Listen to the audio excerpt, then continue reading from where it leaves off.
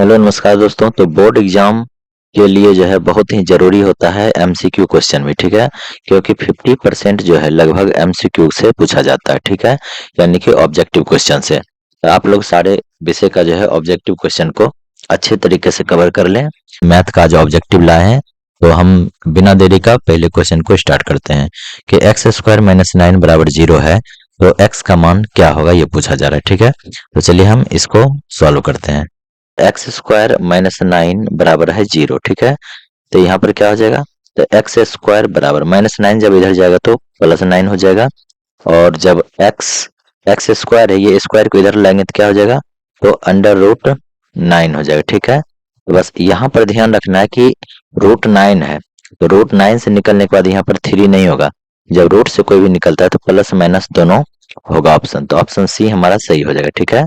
अगर ऑप्शन में plus minus दोनों रहे तो प्लस माइनस दोनों को हम लोग क्वेश्चन देखते हैं। हमारा नेक्स्ट जो क्वेश्चन है, क्वेश्चन नंबर 2, कि दो संख्याओं का एचसीएफ है 12 और एलसीएम है 180, तो संख्याओं का गुणनफल पूछा जा रहा है, क्या होगा, ठीक है। तो इससे संबंधित एक फॉर्मूला है, अगर एक संख्या हो और दूसरी संख्या कोई हो, ठीक है, तो फॉर्मूला होता है कि दोनों का अगर गुणनफल पूछा जाए तो क्या होता है, तो ये एलसीएम इनटू हो जाता है एचसीएफ, ठीक है, एचसीएफ हो जाता है।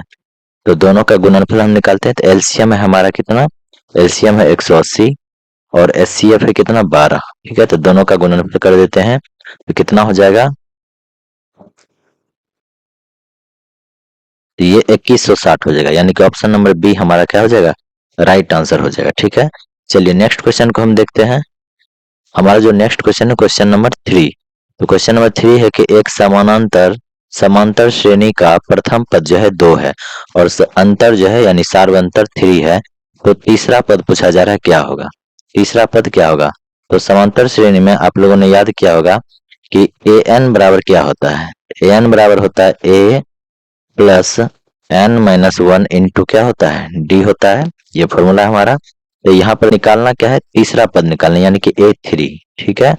जब A3 निकालेंगे प्रथम पद, तो प्रथम पद कितना है, 2 है, तो ए की जगह क्या हो जाएगा 2 प्लस, यहाँ पर देखिए अगर an है तो यहाँ पर n-1 होता है, यहाँ पर A3 है तो यहाँ पर क्या हो जाएगा 3-1 हो जाएगा, ठीक है, इंटू डी यानी सार्वंतर, सार्वंतर हमारा यहाँ पर 3 दिया हुआ है, तो यहाँ पर हम 3 कर देंगे। तो चलिए सॉल्व करिए, 2 प्लस, ठीक है, 3 में से 1 अगर माइनस हुआ तो हो जाएगा 2, और 2 इंटू यहाँ पर क्या हो जाएगा 3 हो जाएगा। पहले गुना का क्रिया होगा, तो 2 प्लस 3 2 जा 6 हो जाएगा, तो और 6 और 2 कितना हो जाएगा 8, 6 2 8 हो जाएगा। तो 8 ऑप्शन नंबर बी में है, तो ये हमारा क्या हो जाएगा, राइट आंसर हो जाएगा। नेक्स्ट क्वेश्चन है क्वेश्चन नंबर 4 कि अंडर रूट 144 है, इसका मान क्या होगा। तो हम लोग जानते हैं कि 12 का वर्गमूल क्या होता है, ये 144 का वर्गमूल क्या होता है 12 होता है, और 12 का वर्ग होता है 144। चलिए नेक्स्ट क्वेश्चन देखते हैं। नेक्स्ट क्वेश्चन है क्वेश्चन नंबर 5 कि एक वृत्त की त्रिज्या 7 सेंटीमीटर है, तो उसका व्यास क्या होगा। तो आर यानी कि त्रिज्या जो है 7 cm है, तो व्यास पूछा जा रहा है। तो व्यास का फॉर्मूला क्या होता है, तो 2 इंटू आर होता है, ठीक है। 2 इंटू 7 cm हो जाएगा, यानी कि 14 cm इसका क्या हो जाएगा, व्यास हो जाएगा, क्या हो जाएगा 14 cm इसका व्यास होगा। ऑप्शन नंबर बी हमारा क्या है, राइट आंसर है। चलिए नेक्स्ट क्वेश्चन है क्वेश्चन नंबर 6 कि 2 पर पावर 3 है इंटू 2 पर पावर 2 है, तो इसका मान कितना होगा।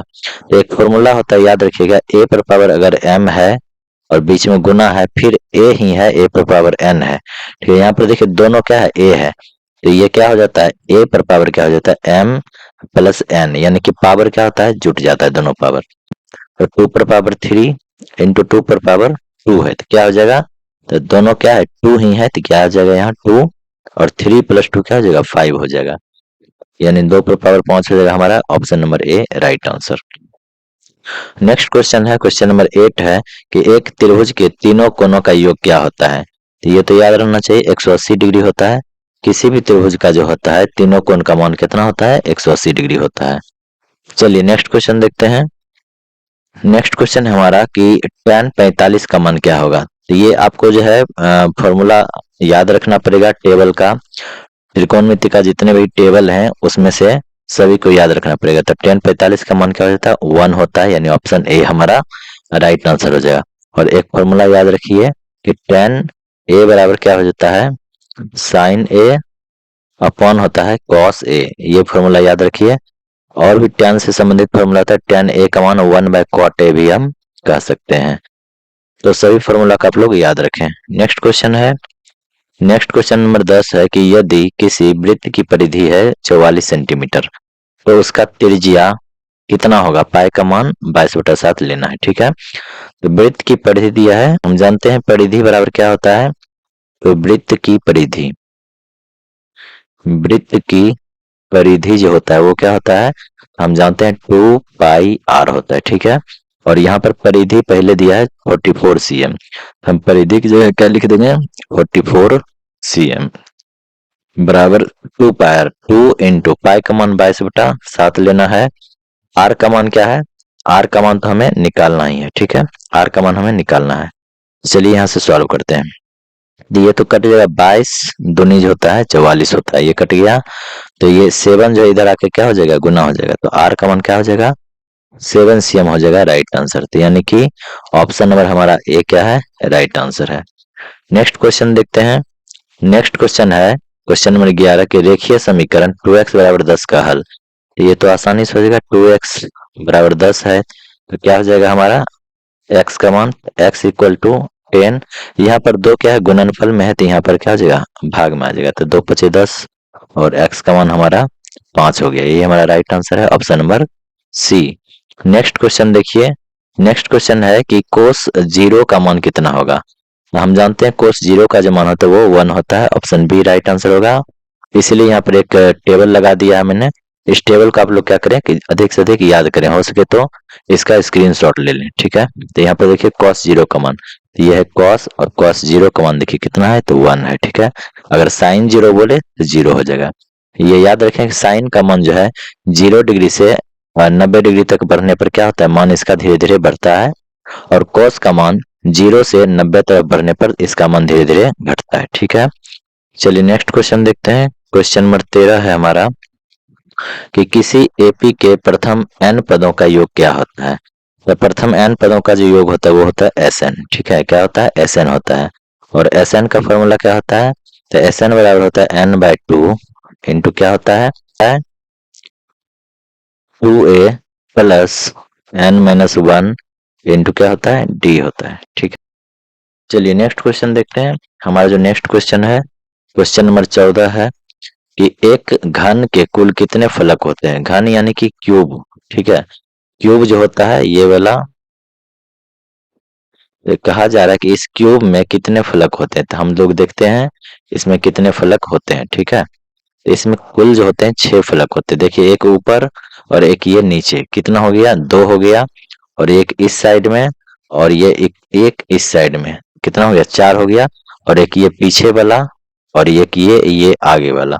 तो टोटल कितने होते हैं, 6 फलक होते हैं। कितने फलक होते हैं, 6 फलक, राइट आंसर। चलिए नेक्स्ट क्वेश्चन देखते हैं। क्वेश्चन नंबर 15 है कि √2 क्या है। √2 जो है वो क्या है, तो हम लोग जानते हैं कि वर्गमूल नहीं निकलता, वो क्या होता है, वो अपरिमेय संख्या होता है। क्या होता है, अपरिमेय। लेकिन जिसका वर्ग निकलता है, जैसे कि √9 बोल दिया जाए, तो ये क्या होगा, तो ये एक क्या हो जाएगा, ये परिमेय संख्या हो जाएगा। क्या हो जाएगा, परिमेय संख्या हो जाएगा। चलिए नेक्स्ट क्वेश्चन देखते हैं। नेक्स्ट है कि sin 30 का मान, तो वही टेबल वाला फॉर्मूला आ गया, तो sin 30 का मान क्या होता है, 1/2 होता है। ठीक है, नेक्स्ट क्वेश्चन cos 60 का मान, cos 60 का मान पूछा जा रहा है। ठीक है, तो cos 60 डिग्री का मान क्या हो जाएगा, तो sin 30 का मान जो होता है वही cos 60 का मान होता है। ठीक है, तो 1/2 हमारा राइट आंसर होगा। नेक्स्ट क्वेश्चन है साइन, यहाँ पर साइन 2a नहीं है, ये टाइपिंग मिस्टेक है, यहाँ हो जाएगा साइन स्क्वायर a और प्लस कोस स्क्वायर ए का मान क्या होगा, तो इसका मान 1 होता है। ये एक फॉर्मूला है, इसे आप लोग याद रखें, साइन स्क्वायर ए प्लस कोस स्क्वायर का मान 1 होता है, यानी ऑप्शन बी राइट आंसर है। चलिए नेक्स्ट क्वेश्चन है कि tan a बराबर क्या होगा, तो tan a का फॉर्मूला इससे 2-3 क्वेश्चन पहले हमने बताया था, साइन a बटा क्या होता है, cos a होता है। ठीक है, tan a बराबर साइन a और बटा में क्या होता है, cos a। लेकिन यही जब cot पूछा जाए, cot a पूछा जाए तो क्या हो जाएगा, तो cot में क्या होता है, ये उलट जाएगा, कॉस चला जाएगा ऊपर और साइन नीचे, तो कॉस ए बटा साइन ए हो जाएगा। ठीक है, तो ये फॉर्मूला को आप लोग ध्यान में रखें। चलिए नेक्स्ट क्वेश्चन देखते हैं। नेक्स्ट क्वेश्चन है अपना क्वेश्चन नंबर 20 की कोसेक ए बराबर क्या होता है। तो कोसेक ए बराबर होता है 1/sin ए। ठीक है, कोसेक ए बराबर होता है 1 अपॉन साइन ए, और साइन ए बराबर क्या हो जाएगा, तो 1 अपॉन कोसेक ए, कोसेक ए हो जाएगा। ठीक है, ये स्क्वायर नहीं है, कोसेक ए है, तो इसे याद रखें। ये जो है रिवर्स होता है एक दूसरे का। ठीक है, वैसे ही इसका किसका रिवर्स होता है, कॉस जो होता है, कॉस जो होता है वो सेक का रिवर्स होता है। ठीक है, कॉस सेक का रिवर्स होता है, और कॉट जो होता है वो टैन का रिवर्स होता है। इसे आप लोग ध्यान रखें। चलिए नेक्स्ट क्वेश्चन देखते हैं। Question number 21, tan 45 into cot 45 का मान। तो हम लोग जानते हैं टैन 45 का मान क्या होता है, 1 होता है, इंटू कॉट 45 का भी मान 1 ही होता है, तो 1 इंटू 1 हमारा राइट आंसर हो गया। Option number B right answer है।